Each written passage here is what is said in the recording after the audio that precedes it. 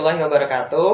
Salam sejahtera untuk kita semua. Perkenalkan, nama saya Faiz Mahmudi. Pada kesempatan kali ini saya akan mempresentasikan salah satu istilah dalam hukum pidana, yaitu residip.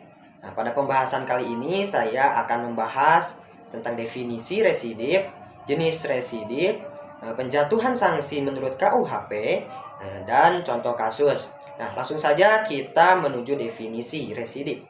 Nah, residip berasal dari bahasa Prancis ri dan cado. Ri artinya lagi dan cado artinya jatuh. Maka residip adalah jatuh lagi. Secara umum dapat diartikan bahwa residip adalah kembali melakukan perbuatan-perbuatan kriminal yang sebelumnya telah dilakukan dan sebelumnya juga telah dijatuhi hukuman berkekuatan hukum yang tetap. Kalau residip menunjukkan kepada orang yang mengulangi perbuatan pidana, maka residipis menunjukkan kepada orang yang melakukan residip atau orang yang melakukan pengulangan perbuatan pidana.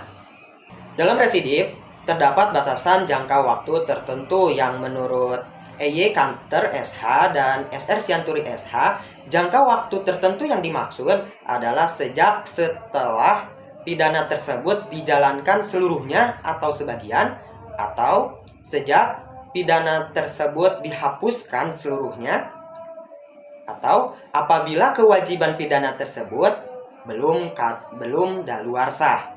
Selanjutnya jenis-jenis residip. Yang pertama adalah residip umum, pengulangan tindak pidana yang tidak sejenis. Lalu yang kedua adalah residip khusus, pengulangan tindak pidana yang sejenis.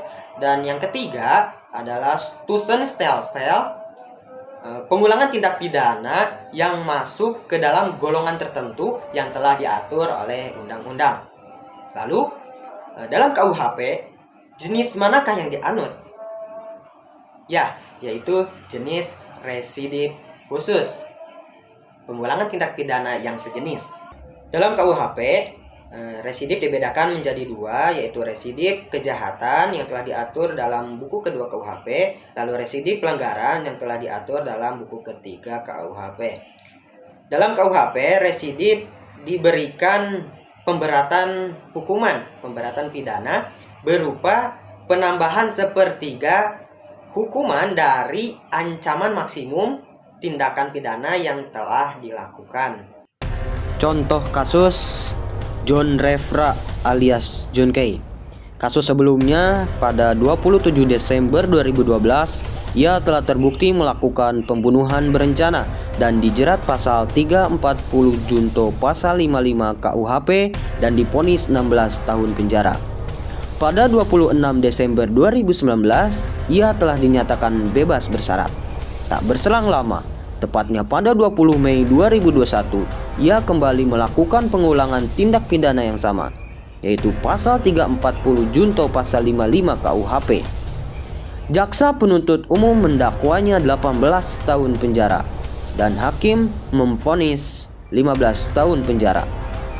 Dalam kasus tersebut tidak ada pemberatan dengan residip, padahal ia telah melakukan pengulangan tindak pidana sejenis atau residipis khusus yang dianut oleh KUHP. Mengapa demikian? Hal ini berdasarkan ketentuan buku kedua KUHP tentang residip kejahatan, yang dimana pasal 340 tidak termasuk pasal yang dikategorikan residip kejahatan. Kesimpulannya, jadi residip memiliki 3 unsur. Yang pertama adalah pengulangan tindak pidana, yang kedua berkekuatan hukum yang tetap, dan yang ketiga jangka waktu tertentu. Dengan demikian, residip adalah pengulangan tindak pidana yang sebelumnya dijatuhi putusan hakim yang berkekuatan hukum yang tetap, dan pengulangan terjadi dalam jangka waktu tertentu yang telah ditetapkan. Mungkin cukup sekian yang bisa saya sampaikan. Terima kasih. Assalamualaikum warahmatullahi wabarakatuh.